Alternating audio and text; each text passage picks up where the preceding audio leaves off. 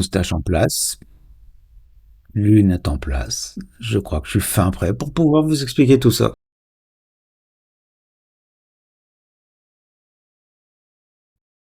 Dans ce chapitre, nous allons parler d'une fonction fameuse, c'est la fonction exponentielle. Alors cette fonction, vous en avez déjà tous entendu parler. Vous en avez entendu parler il y a quelques années, pendant le Covid. Vous en avez aussi entendu parler récemment, avec ce qui est en train de bouleverser toutes nos vies, c'est-à-dire l'intelligence artificielle. On parle de croissance exponentielle, c'est-à-dire une croissance extrêmement rapide. Alors c'est ce que nous allons mettre en place dans ce chapitre. Alors cette fonction n'est absolument pas définie telle que vous avez l'habitude de définir une fonction. Pour vous, une fonction, c'est une fonction qu'on définit avec une formule, par exemple, la fonction qui a x associe x carré, la fonction carré, ou toutes les autres fonctions que vous avez connues jusqu'à présent, éventuellement avec une courbe. Ici, on va définir cette fonction d'une manière extrêmement particulière. C'est une fonction qui vérifie deux choses. Sa dérivée, c'est elle-même. Voilà, vous connaissez des fonctions qui sont telles que leur dérivée, c'est elle-même. Hein. Prenez par exemple la fonction nulle. Sa dérivée, c'est elle-même. Mais cette fonction, elle vérifie autre chose. Elle vérifie que f de 0 égale 1, ce qui n'est pas le cas de la fonction nulle. Donc elle vérifie deux choses. Si f de 0 égale 1, la courbe représentant cette fonction passe forcément par ce point-là. Par ailleurs, on sait que sa dérivée, c'est elle-même. Or, vous connaissez tous la formule qui permet d'obtenir la tangente à une courbe en un point donné. D'accord? Donc on est capable de déterminer la tangente à la courbe passant par ce point. Elle est donnée par la formule y égale f' de 0 fois x moins 0 plus f de 0. Or, f' de 0, d'accord, comme la dérivée c'est elle-même, donc c'est aussi f de 0, c'est-à-dire 1 fois x plus f de 0, c'est-à-dire 1. Donc on obtient très facilement, on réécrira les choses proprement par la suite, qu'une équation de la tangente est donnée par ceci, c'est-à-dire y égale x plus 1. Donc nous sommes capables pour la courbe de la fonction exponentielle de définir deux choses. Qu'elle passe par ce point et que la tangente à la courbe en ce point est donnée par cette droite qui est ici. Alors nous allons appliquer ici une méthode très importante qui s'appelle la méthode de Euler. Euler, E-U-L-E-R, d'accord, nom d'un mathématicien suisse. Donc ici, vous voyez que si je me mets suffisamment proche, vous voyez, j'ai choisi ici un pas de h égale 0,7, pas trop loin, c'est-à-dire de l'origine, je vais obtenir ce point ici, qui est donc sur la tangente, et finalement, pas trop loin non plus de la courbe. Donc on peut améliorer ceci, vous voyez, regardez ici. Alors en bleu, là, je vous ai représenté la courbe réelle de la fonction exponentielle. Nous allons voir une méthode pour essayer de déterminer cette courbe, même si on la connaissait pas. Alors évidemment, on la connaît aujourd'hui avec tous les outils informatiques qu'on a, mais je vous montre comment l'obtenir avec les quelques informations que nous avons. Donc regardez ici par exemple un pas de 0,5, on peut voir que ce point ici est extrêmement proche de la courbe. Alors ceci étant fait, nous allons recommencer la même procédure. Donc, comme c'est suffisamment proche de la courbe, ça va nous donner une approximation de exponentielle de 0,5. Et grâce à ceci, nous allons pouvoir déterminer à nouveau une équation de la tangente à la courbe, du moins une approximation évidemment, hein, au point d'abscisse 0,5. Nous obtiendrions ainsi la courbe qui est en vert ici. Et nous allons pouvoir poursuivre le même procédé. Donc là, nous allons obtenir une approximation de exponentielle 1. Vous voyez, on n'est vraiment pas très loin. Hein. Alors évidemment, j'ai choisi un pas de h égale 0,5. Hein. Si je choisis un pas beaucoup plus petit, vous pouvez voir, on est en train de se rapprocher énormément. Donc vous voyez que ce point ici est extrêmement proche de la courbe et nous allons à nouveau tracer la tangente en utilisant la nouvelle approximation que nous avons eue de exponentielle dans notre cas ici. Avec h égale 0,3, ça fera de exponentielle 0,6 et ainsi de suite. Et vous voyez que tous les points que je représentais ici vont être des points qui sont des approximations de points qui pourraient être sur la courbe. Alors, tout va dépendre maintenant du pas de départ. Donc si je prends par exemple un pas de h égale 0,1, regardez à quel point nous sommes proches du résultat, et ce qui est extrêmement sympathique. Alors on pourrait faire la même chose de l'autre côté, je vous l'ai fait uniquement dans le côté positif. Donc vous venez de voir qu'avec juste quelques connaissances, uniquement le fait de savoir que la fonction exponentielle est telle que exponentielle de 0 est égale à 1 et est telle que sa dérivée c'est elle-même, avec ces deux seules connaissances, nous avons une très belle approximation de là. Alors maintenant, nous allons étudier ça beaucoup plus en détail, Allez, allons, on se retrouve dans le cours. Comme je vous l'ai dit dans l'introduction, la fonction exponentielle est une fonction bien particulière. C'est la seule fonction qui vérifie que sa dérivée, c'est elle-même et que f de 0 égale 1. Alors ça se note comme ceci. Vous faites attention à l'orthographe, s'il vous plaît. Alors, la preuve, on va pas tout faire en détail parce qu'il y a des choses qui sont un petit peu compliquées. Donc, l'existence, on va l'admettre. Il vous faut d'autres notions pour justifier ceci. Alors, l'unicité. L'unicité, ça veut dire on va essayer de démontrer qu'elle est unique. Alors, c'est pas au programme de faire ça en détail, mais c'est tellement intéressant que je ne peux pas m'empêcher de vous le faire. Alors, pour ceci, nous allons d'abord démontrer des propriétés qui vont être de toute façon importantes pour la fonction exponentielle. On va d'abord démontrer que la fonction exponentielle ne s'annule jamais, et on va aussi essayer de démontrer que l'exponentielle de moins x, c'est 1 sur exponentielle x. Alors pour ceci, là où la preuve est extrêmement originale, c'est que nous allons introduire une autre fonction. On va introduire la fonction g, définie par g de x égale, donc le produit exponentielle x fois exponentielle moins x. Et ce que nous allons faire, nous allons essayer de démontrer que cette fonction g, de toute façon, c'est 1. Ça sera égal à 1. Et si on arrive à démontrer ceci, on aura fini, parce qu'on aura montré que exponentielle x fois exponentielle moins x est égal à 1, ce qui signifiera que la fonction exponentielle ne peut jamais s'annuler, parce que si ça s'annulait, ça voudrait dire que 0 est égal à 1. Et ce qui nous permettra aussi de démontrer, en appliquant le produit en croix, que exponentielle moins x, c'est 1 sur exponentielle x. Alors, l'originalité de la démonstration vient dans le fait que nous allons tout d'abord déterminer la dérivée de cette fonction. Et on va essayer de démontrer que la dérivée de cette fonction est nulle, ce qui signifiera que cette fonction g est constante. Alors, on a déjà vu que la dérivée d'une fonction définie par f de ax plus b, c'est a f' de ax plus b. Donc, la fonction exponentielle de moins x, donc a serait égal à moins 1 et b égal à 0. Donc, la dérivée d'exponentielle moins x, ça serait moins 1 fois exponentielle fois la dérivée de la fonction exponentielle en moins x. Donc, la dérivée de la fonction exponentielle, on a dit que c'est elle-même. Donc, ça ferait moins exponentielle de moins x. Donc, comme ici, g étant défini comme étant le produit de deux fonctions, on va appliquer la formule u fois v, c'est-à-dire u'v plus uv', u'v plus uv', et on obtient tout simplement que ça fait 0. Je vous laisse relire les calculs tranquillement. Comme ça fait 0, ça signifie que la fonction g est constante, donc elle est égale à n'importe laquelle de ces valeurs, mais on connaît une valeur. On connaît la valeur g de 0. Effectivement, g de 0, ça sera exponentielle 0 fois exponentielle moins 0, c'est-à-dire 0. Or, exponentielle 0, c'est connu, c'est 1. Donc on en déduit que g de 0 est égal à 1, et on en déduit que la fonction g est toujours égale à 1. De ceci, on peut conclure ce que je vous ai dit tout à l'heure, c'est-à-dire que l'exponentielle ne s'annule jamais. Exponentielle moins x, c'est 1 sur exponentielle x. Alors voilà deux propriétés qu'on va retrouver. Alors vous voyez qu'elles ne tombent pas du ciel, ça se démontre. Et juste avec quelques notions connues sur la dérivée, sur le fait qu'exponentielle de 0 est égal à 1. Alors maintenant, pour montrer l'unicité. Alors la preuve de l'unicité, c'est quelque chose de très particulier en mathématiques. Quand on veut montrer que quelque chose est unique, il suffit de démontrer qu'il existe une autre fonction vérifiant les mêmes propriétés.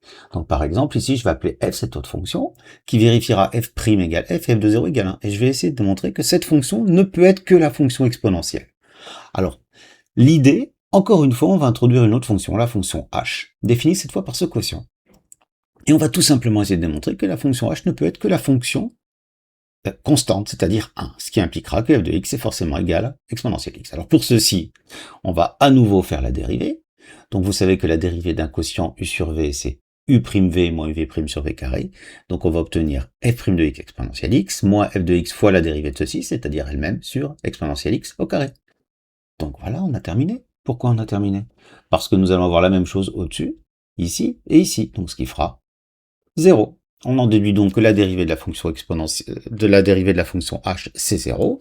Donc ce qui signifie que cette fonction h est toujours constante, et donc en particulier toujours égale à h de 0. Or h de 0 c'est quoi? C'est f de 0 sur exponentielle 0.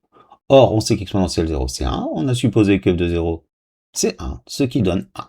Donc on a terminé car h de x est égal à 1, ce qui entraînera immédiatement que la fonction f c'est forcément la fonction exponentielle, et vous voyez qu'il n'existe pas d'autres fonctions vérifiant cette propriété. Nous allons maintenant voir un certain nombre de propriétés algébriques très intéressantes de la fonction exponentielle et une nouvelle notation. Alors la fonction exponentielle a la particularité de transformer une somme en un produit. Alors la démonstration n'est pas facile, elle est un peu dans les limites de ce qu'on peut faire en première. Les meilleurs, je vous invite à regarder ça en détail, c'est extrêmement intéressant. Alors l'idée, ça sera toujours la même, hein. On va introduire une autre fonction, cette fonction-là, et on va essayer de démontrer que cette fonction, après l'avoir dérivée, ne peut être égale qu'à la fonction exponentielle. C'est-à-dire que ceci, c'est exponentielle x. Si on a fait ceci, on aura démontré la propriété. Donc pour montrer que c'est la fonction exponentielle, il suffit juste de démontrer que la dérivée, c'est elle-même, comme on l'a déjà fait, c'est-à-dire que g' de x, c'est g de x, et de montrer que g de 0 égale 1. Et la seule fonction qui vérifie ça, on l'a dit au-dessus, c'est la fonction exponentielle. Donc je vous invite à regarder ça en détail. Les meilleurs, appuyez sur pause pour les autres. C'est pas très grave. Retenez le résultat. Alors, quelques remarques. Donc, la fonction exponentielle, donc c'est la seule fonction qui vérifie toutes ces choses, c'est-à-dire qu'elle est dérivable sur R, que f de 0 égale f' de 0 est égal à 1, et qui vérifie aussi que f de x plus y c'est égal à f de x fois f de y. Alors maintenant, on va étudier un petit peu plus en détail certaines choses. On va appliquer la propriété au-dessus en prenant y égale x, c'est-à-dire on va avoir exponentielle de x plus y, ça va être exponentielle de x plus x, c'est-à-dire exponentielle 2x. Donc on a dit que dans ce cas-là, ça va donner exponentielle x fois exponentielle x, et on obtiendra exponentielle x au carré. Faisons maintenant la même chose avec exponentielle 3x. Exponentielle 3x, c'est aussi exponentielle x plus 2x, donc on obtient exponentielle 2x fois exponentielle x. Or on vient de voir ici que ici c'est exponentielle x carré, on remplace et on en déduit qu'on obtient exponentielle x au cube. Et ainsi, de proche en proche, ou par un raisonnement par récurrence que vous verrez en terminale, on arrive à démontrer que exponentielle nx, c'est exponentielle x à la puissance n. Alors ça devient intéressant tout ceci. Intéressons-nous maintenant à exponentielle n. Prenons par exemple ici x égale 1. Donc exponentielle n, c'est exponentielle de n fois 1. Ce qui nous donnera donc, si on applique la propriété qui est ici, exponentielle 1, le tout à la puissance n. Et là, on voit apparaître quelque chose de bien sympathique. Ce nombre ici, que vous savez, exponentielle 1, est un nombre fameux en mathématiques, tout aussi fameux que pi. On le note E. Et dans ces conditions, ici, au lieu d'avoir exponentielle 1 à la puissance n, vous aurez E à la puissance n. Alors, on aurait pu aussi vérifier cette relation pour un entier négatif, ça fonctionne de la même façon. Et maintenant, nous allons donc étendre cette relation. Alors, quand on étend quelque chose en mathématiques, c'est que par d'autres méthodes qui ne sont pas dans vos compétences, on arrive à montrer que ça marche effectivement très bien. Donc, on va noter toujours que exponentielle x, c'est e puissance x, où e est ce fameux nombre. Alors, ce fameux nombre, il faut le connaître, et donc la fonction exponentielle, c'est la fonction qui va de r dans r, et qui a x associe e puissance x.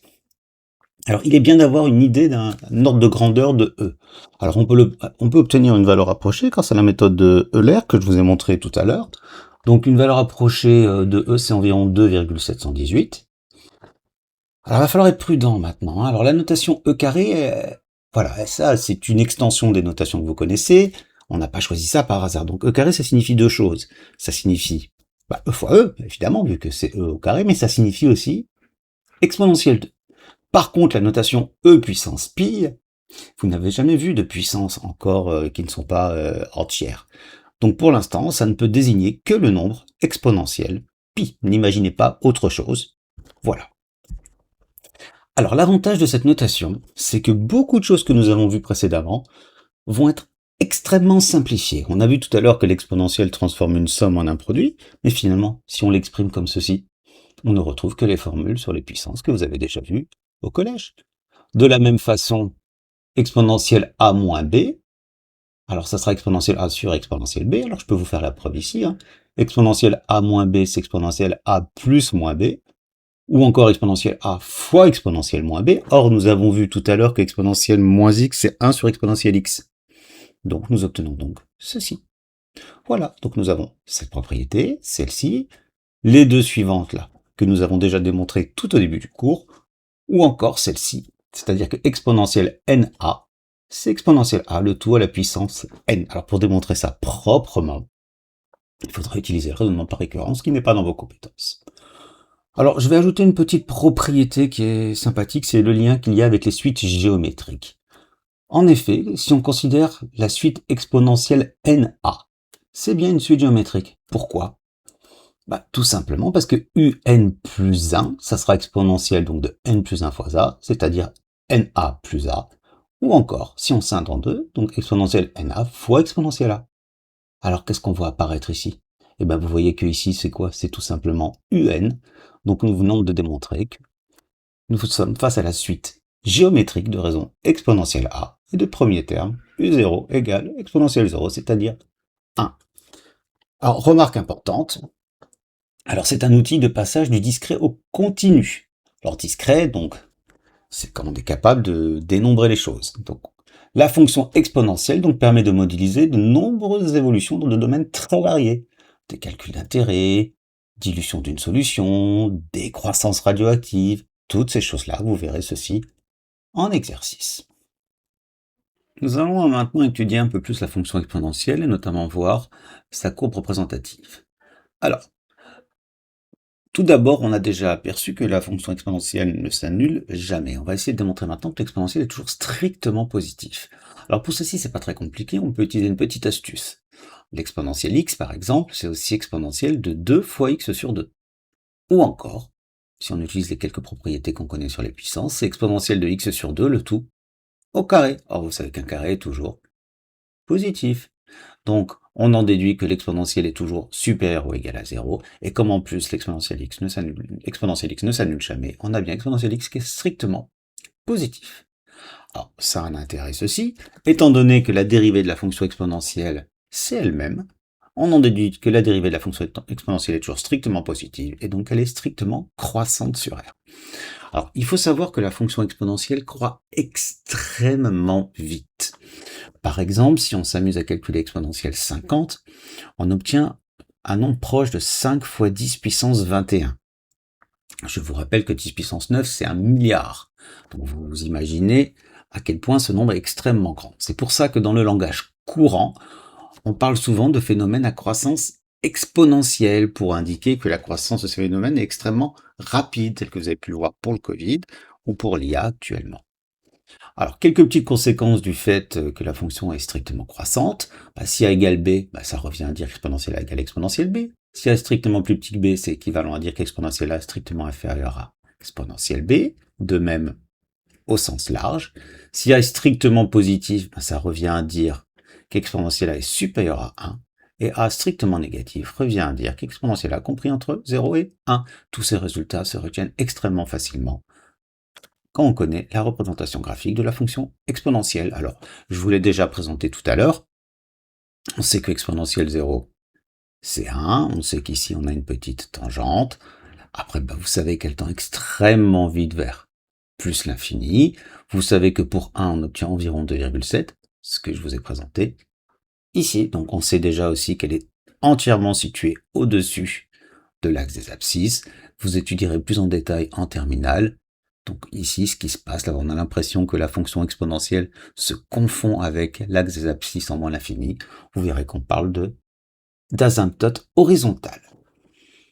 Alors pour terminer ce chapitre, on va s'intéresser à la dérivée d'exponentielle ax plus b. Alors ça, c'est pas très compliqué parce que je vous ai déjà présenté, même si c'est plus tellement pour moi, mais j'ai envie de le faire, la dérivée de f de ax plus b. Donc on a vu que c'est a f' de ax plus b, et donc on en déduit, alors ça par contre c'est au programme, on en déduit que la dérivée d'exponentielle ax plus b, c'est a exponentielle de ax plus b.